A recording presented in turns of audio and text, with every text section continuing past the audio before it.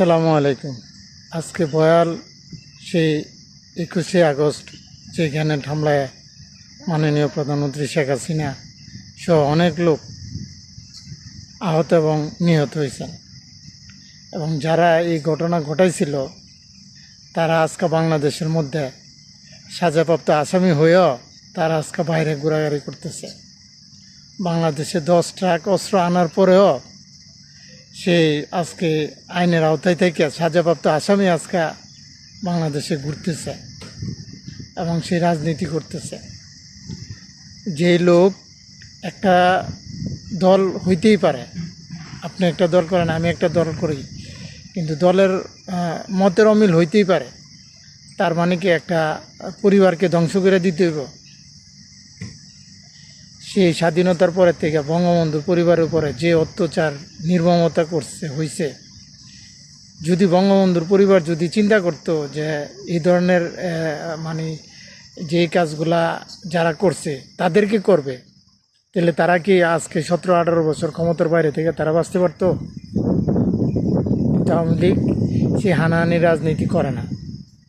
আওয়ামী লীগ বরাবরই জনগণের দল, জনগণের ইচ্ছা অনুযায়ী চলে, এবং জনগণের ইচ্ছা অনুযায়ী চলতে গিয়া বাংলাদেশের মধ্যে সর্বোচ্চ উন্নয়ন করছে, এবং বাংলাদেশের মধ্যে যে উন্নয়ন হয়েছে সেই উন্নয়ন একমাত্র শেখ হাসিনার দ্বারাই সম্ভব। বাংলাদেশে যত বড় বড় প্রজেক্ট হয়েছে সব সেখানে শেখ হাসিনার আমলেই হয়েছে। পৃথিবীরে দেখাইছে যে উন্নয়ন কিভাবে করতে হয়। হ্যাঁ, কিছু লোক তো লুটতরাজ করছে, কিন্তু এখন কি লুটতরাজ কম করতেছে? এখন তো লুটতরাজ আরও বেশি হচ্ছে।